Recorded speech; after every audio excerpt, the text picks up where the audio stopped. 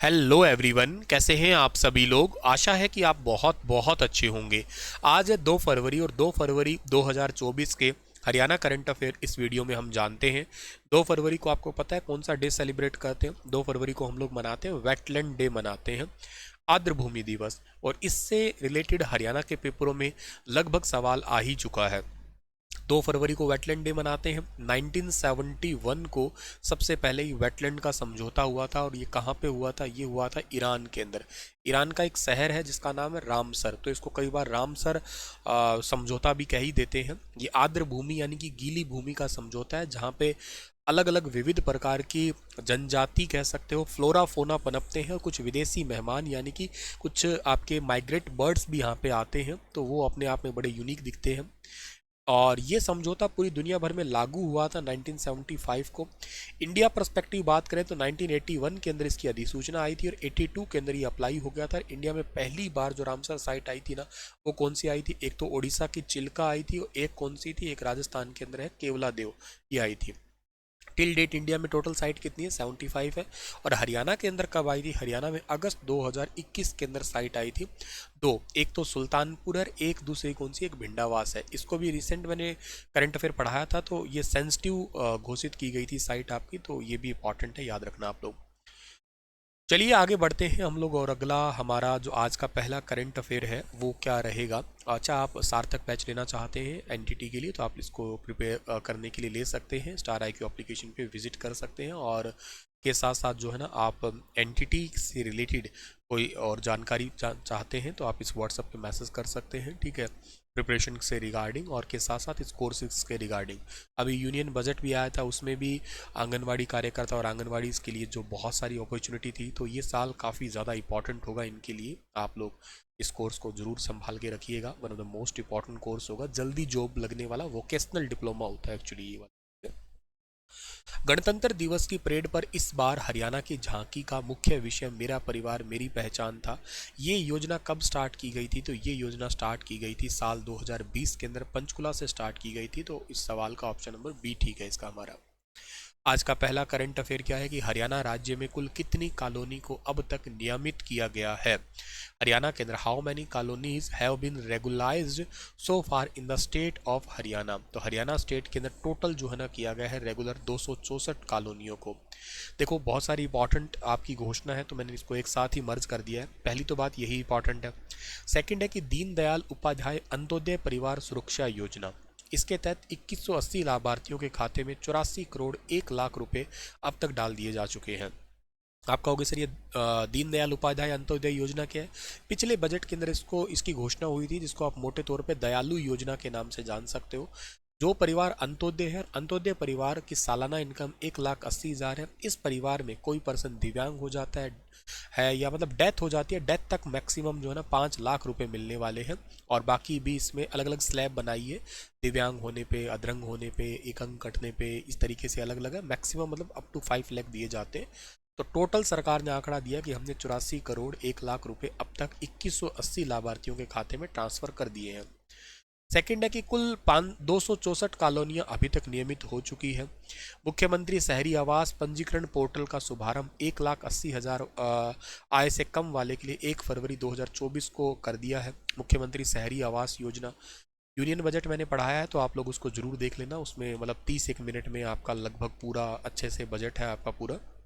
Haryana trust based reading mobile application भी, ये भी बहुत इंपॉर्टेंट है। Trust based reading mobile application बिजली डिपार्टमेंट से संबंधित है, तो ये एक मोबाइल एप्लीकेशन भी लॉन्च किया हरियाणा के मुख्यमंत्री जी ने। Haryana trust based reading mobile application, इसके थ्रू जो है ना वो एक्चुअली हरियाणा के अंदर जो बिजली मीटर की रीडिंग है ना वो प्रॉपर रहेगी। और 4 जिलों के अंदर, तो हरियाणा के अंदर हर महीने का बिजली का बिल भी आने वाला है। 2 बॉडी हरियाणा में डिस्कॉम बॉडी है, एक का नाम है DHBVN दक्षिण हरियाणा बिजली वितरण निगम, जिसका हेडक्वार्टर कहाँ पड़ता है? हिसार के अंदर पड़ता है। इसका ऑपरेशन सेंटर दिल्ली के अंदर पड़ता है। और एक बॉडी है UHBVN उत्तर हरियाणा बिजली वितरण निगम, जिसका हेडक्वार्टर कहाँ पे पड़ता है? जिसका हेडक्वार्टर पंचकुला में पड़ता है। और इसका ऑपरेशन सेंटर कहाँ पे? इसका ऑपरेशन सेंटर हरियाणा के रोहतक के अंदर है। चलिए सर आगे बढ़ते हैं। अगला सवाल हमारे पास में, और के साथ में मुख्यमंत्री शहरी आवास योजना भी लॉन्च की जा चुकी है। इसमें क्या होगा देखो, इस योजना के तहत अपना प्लाट सुरक्षित करने के लिए एक पोर्टल है, 1 फरवरी 2024 से स्टार्ट हो गया है। 14 शहरों में 10,542 प्लॉट जो है ना वो पात्र लोगों को या गरीब लोगों को दिए जाएंगे।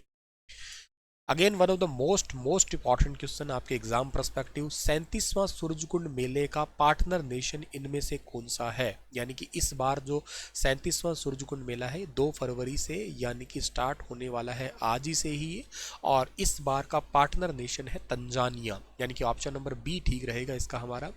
और इसी से एक रिलेट और कर देता हूं सवाल को कि इस 2024 में कौन सा पार्टनर राज्य है, तो पार्टनर राज्य है जी गुजरात, यानी कि ऑप्शन नंबर डी इस सवाल का ठीक है। भारत की राष्ट्रपति जी आज ही के दिन द्रौपदी मुर्मू जी फरीदाबाद के अंदर सूरजकुंड मेले 37वें सूरजकुंड मेले का उद्घाटन करने वाली है।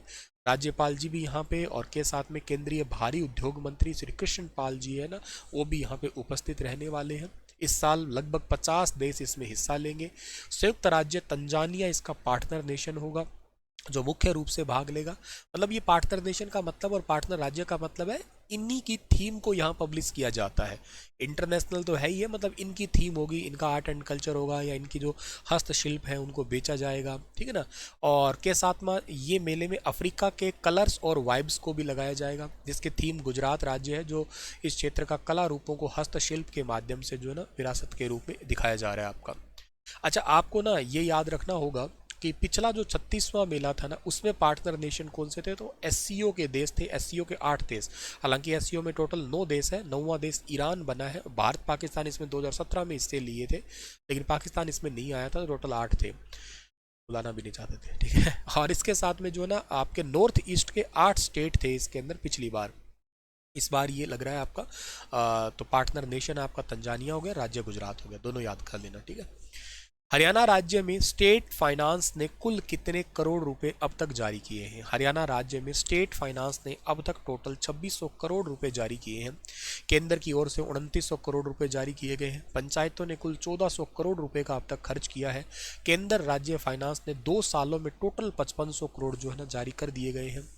अभी हरियाणा में आपको पता है कि सरपंचों का एक ना बवाल लगभग लंबे टाइम से चल ही रहा है। इनकी 5 बड़ी मांगे हैं, जिनमें सबसे पहली है कि इट टू रिकॉल एक्ट सबसे पहले एमपी और एमएलए पे लागू हो। आपको पता है ना, राइट टू एक रिकॉल एक्ट है।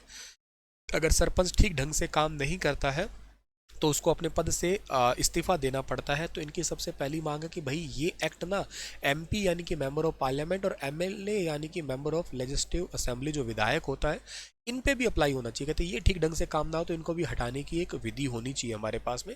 तो खाली सरपंचों पे ही एक्ट क्यों लागू है? सेकंड है इनकी पंचायत के कामकाज में हर तरह की ई टेंडरिंग को तुरंत रद्द की जाए। कहते हैं हर जगह ई टेंडरिंग हो रही है, सरपंच अपनी मनमानी से काम नहीं कर पा रहा है, तो ये ई टेंडरिंग को बंद किया जाए। संविधान के 73वें संविधान की जो अनुसूची 11वीं है उसके 29 अधिकार व बजट पंचायतों को डायरेक्ट दिए जाएं, सारा काम पंचायत के हाथ में ही हो। सरपंचों का मानदेय 25,000 और पंचों का 15,000 हो। और इसके साथ साथ जो है ना एमपी एमएलए का भी रद्द किया जाए, क्योंकि एमपी एमएलए को बहुत ज़्यादा मानदेय मिलता है, तो कहते हैं इनके जैसा मानदेय हमें भी मिले, और अगर हमें नहीं मिल रहा है तो इनका भी रद्द कर दिया जाए। सरपंच का टोल टैक्स फ्री किया जाए, क्योंकि गांव के कार्यों के लिए उसका आना जाना लगभग लगा ही रहता है, तो कहते हैं सरपंच का टोल टैक्स है ना वो भी रद्द हो जाना चाहिए। अभी ई टेंडरिंग क्या होती है? देखो, ई टेंडरिंग का मतलब है कि सरकार ने एक व्यवस्था बनाई जिसमें 2 लाख से अधिक का काम करवाने के लिए टेंडर होंगे। हालांकि सरकार ने इसको बढ़ा के बाद में 5 लाख कर दिए गए हैं, लेकिन इससे इसलिए किया गया ताकि भ्रष्टाचार रुक जाए। क्योंकि क्या होता था पहले 50-50 लाख 1-1 करोड़ का काम सरपंच करवाते थे खुद ही, तो जिसमें से मान लेते हैं कि वो 10 लाख गांव में लगा दिए, 90 लाख सीधा सीधा खा गए, और बहुत मल्टी लेवल पे खाए जाते थे वो। लेकिन अब ऐसा नहीं होगा, सरपंच के हाथ में केवल 5 लाख का काम होगा।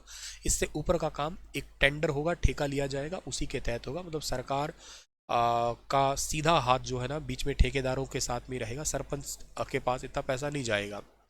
और राइट टू रिकॉल का मतलब क्या है? लोगों के पास अधिकार है, गांव के लोगों के पास में, अगर गांव का सरपंच काम नहीं कर रहा है ठीक ढंग से तो उसका कार्यकाल खत्म होने से पहले ही हट जाएगा। 33% मतदाता अगर लिखित रूप में शिकायत दे देते हैं तो सरपंचों को हटाया जा सकेगा।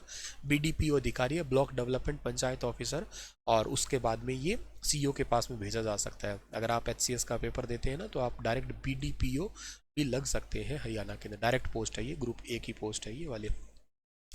और के साथ अभी हरियाणा में पंचायतों को फंड के लेके सरकार का फैसला आया है कि 75% फंड जो है ना खर्च करने वाली पंचायतों को सरकार इंसेंटिव देगी। मतलब जैसे टोटल पैसा 5 लाख है, 5 लाख का अगर 75% जो है ना किसी ने खर्च कर दिया तो सरकार उनको इंसेंटिव देगी अलग से। ऐसी पंचायतों को 25% एक्स्ट्रा फंड दिया जाएगा, मतलब और उनको अलग से पैसा दिया जाएगा।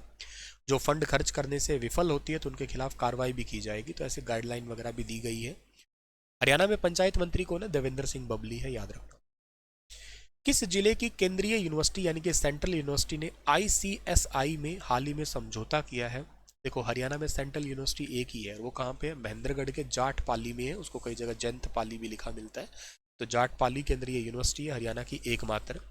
हरियाणा के महेंद्रगढ़ के अंदर सेंट्रल यूनिवर्सिटी है, जिसका भी रिसेंटली भारतीय चार्टर्ड अकाउंट संस्थान नई दिल्ली के साथ एक समझौता हुआ है। और ये समझौता हुआ है किसके रिगार्डिंग हुआ है? दोनों के बीच में हुआ है। बेसिकली बच्चों के ट्रेनिंग के लिए हुआ है, के साथ साथ बहुत सारी लैब है, बहुत सारी प्रतियोगिता है। मतलब दोनों के बीच में इसलिए समझौता हुआ है कि स्किल डेवलपमेंट को बढ़ावा दिया जा सके, रिसर्च और स्किल डेवलपमेंट को बढ़ावा दिया जा सके। इस यूनिवर्सिटी के वीसी का नाम प्रोफेसर टंकेश्वर कुमार है। और आईसीए का मतलब है institute of chartered account and India है। और ये 1 जुलाई 1949 को जो है ना एक अधिनियम 1949 के अंतर्गत स्थापित की गई एक बॉडी है आपकी, ये याद रखना। चलिए गुरुजी, आज का सेशन हमारे लिए बहुत इंपॉर्टेंट था। आप अच्छा मुझे कमेंट में बताना, हरियाणा में लाख की चूड़ियाँ ये कहाँ है?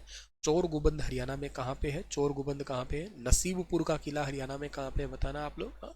बेबल का रंग महल कहाँ पे है बताना। ये सारे क्वेश्चन बताना मुझे। और के साथ खेलो इंडिया यूथ गेम 2024 में हरियाणा किस पोजीशन पे रहा ये भी बताइएगा। चैनल को सब्सक्राइब, वीडियो को लाइक शेयर ज़रूर करना जी। हम मिलते हैं आपसे अपने अगले सेशन के अंदर, तब तक अपना ख्याल तो रखोगे ही आप लोग। Thank you.